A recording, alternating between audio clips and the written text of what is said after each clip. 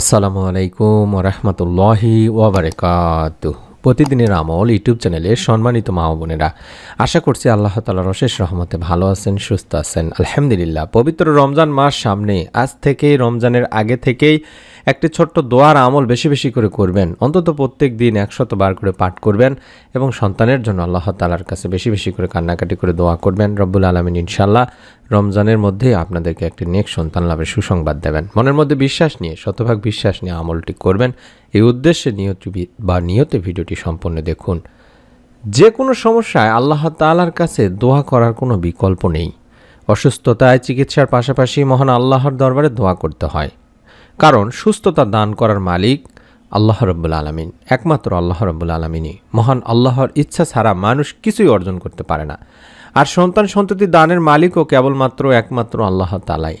এমনকি আল্লাহ যাকে সন্তান দান করেন তার জন্য কোনো অসুস্থতা কিংবা কোনো সমস্যায় বাধা হয়ে দাঁড়ায় না। আর তিনি যদি না চান বা তিনি না চাইলে কোনোভাবে সন্তান লাভ করা যায় না। তাই তো রব্বুল আলামিন আল্লাহ তাআলা বলেন, আল্লাহ যাকে ইচ্ছা কন্যা সন্তান দান করেন, যাকে ইচ্ছা পুত্র সন্তান দান করেন, অথবা ছেলে মেয়ে উভয় দান করেন, আবার যাকে ইচ্ছা বন্দা করেন। সূরা আশ-শুআরা 50 নম্বর আয়াত। সুতরাং সন্তান চাইতে হবে কেবলমাত্র একমাত্র আল্লাহ তাআলারই কাছে। আপনি আপনার মতো করে নিজের ভাষায় নিবিষ্ট মনে আল্লাহ তাআলার কাছে নেক সুন্দর সুস্থ সন্তান কামনা করে দোয়া করতে থাকুন। তিনি আপনার ডাকে সাড়া দেবেন একটা সময় ইনশাআল্লাহ। কারণ বান্দার জন্য যখন যেটা প্রয়োজন হয়, যখন যেটা বান্দার জন্য উত্তম হয়, তখন সেটাই আল্লাহ রাব্বুল আলামিন বান্দাকে দান করে থাকেন এবং সেই সময়েই দান করে থাকেন যেই সময় তার জন্য উত্তম হবে। তাই নির্ধারিত সময়ে আল্লাহ তাআলা আপনাকে সন্তান দান করবেন। তবে দোয়া করা বন্ধ করা যাবে না। দোয়া করতেই হবে, আল্লাহ তাআলার কাছে চাইতেই হবে। যেমন হযরত জাকারিয়া আলাইহিস সালাম বয়োবৃদ্ধ হয়ে যাওয়ার পর যখন নিঃসন্তান ছিলেন, তখন তিনি মারিয়াম আলাইহিস সালামকে তার তত্ত্বাবধানে রেখেছিলেন। অর্থাৎ হযরত মারিয়াম আলাইহিস সালাম বাইতুল মুকাদ্দাসে হযরত জাকারিয়া আলাইহিস সালামের তত্ত্বাবধানে ছিলেন, তার দেখাশোনার মধ্যে ছিলেন। একদিন হযরত জাকারিয়া আলাইহিস সালাম দেখলেন যে মহান রব্বুল আলামিন আল্লাহ তাআলা মৌসুম ছাড়াই মারিয়াম আলাইহিস সালামকে ফল দান করেছেন। তখন তার মনেও সন্তান লাভের সুপ্ত আকাঙ্ক্ষা জেগে উঠল। তিনি ভাবলেন যে আল্লাহ বিনা মৌসুমে যেই ফল যেই মৌসুমে পাওয়া যায় না, সেই ফল সেই মৌসুমে যদি দিতে পারেন, তবে সেই আল্লাহ আমার মতো বৃদ্ধ দম্পতিদেরকেও নেক সন্তান দান করতে পারেন। তাই তিনি রব্বুল আলামিনের কাছে দোয়া করতে লাগলেন এবং এই দোয়ার মাধ্যমে আল্লাহ তাআলা তাকে নেক সন্তান লাভের সুসংবাদও দান করলেন। আর এই দোয়াটি আমরা সবাই বেশি বেশি করে করার চেষ্টা করব। রব্বুল আলামিন আপনাদেরকেও ইনশাআল্লাহ এই দোয়ার মাধ্যমেই নেক সন্তান লাভের সুসংবাদ দিতে পারেন।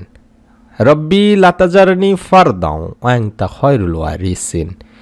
রব্বি লা তাজারনি ফারদাও ওয়া আনতা খায়রুল ওয়ারিসিন।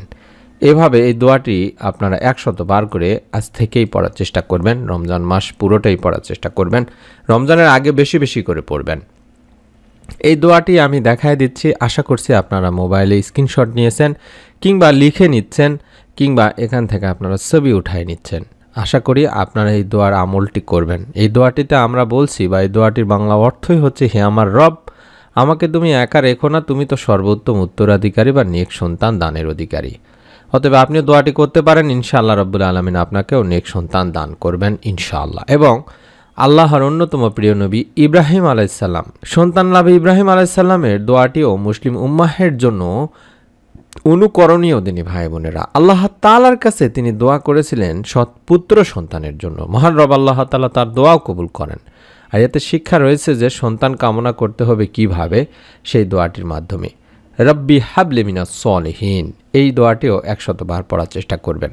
দুইটি দোয়ায় 100 বার করে পড়বেন। আশা করছি এই দুইটি দোয়ার আল্লাহ তাআলা আপনাকে নেক সন্তান দানের সুসংবাদ দিতে পারেন। আমরা এই দোয়াটির মাধ্যমে আল্লাহ তাআলার কাছে বলছি, বা এই দোয়াটির অর্থই হচ্ছে, হে আমার প্রভু, হে আল্লাহ, আমাকে এক সৎপুত্র দান করুন।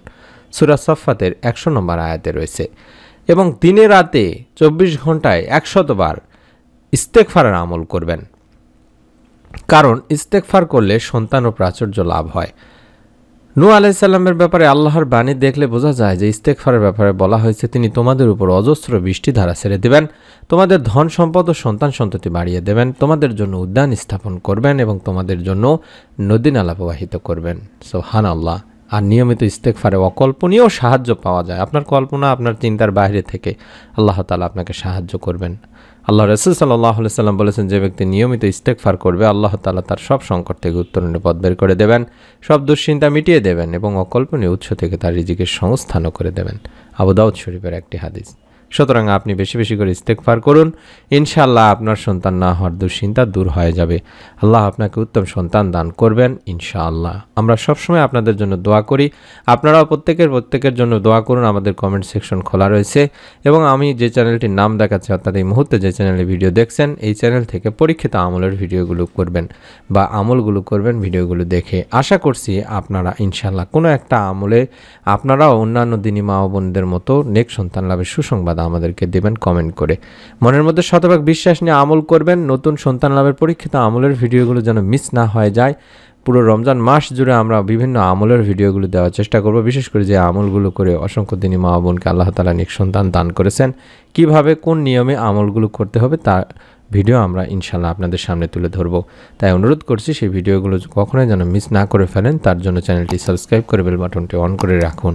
সকলে ভালো থাকুন, সুস্থ থাকুন। আল্লাহ তাআলা আপনাদের সকলকে একটি নেক, সুন্দর, সুস্থ সন্তান দান করুন। আমিন।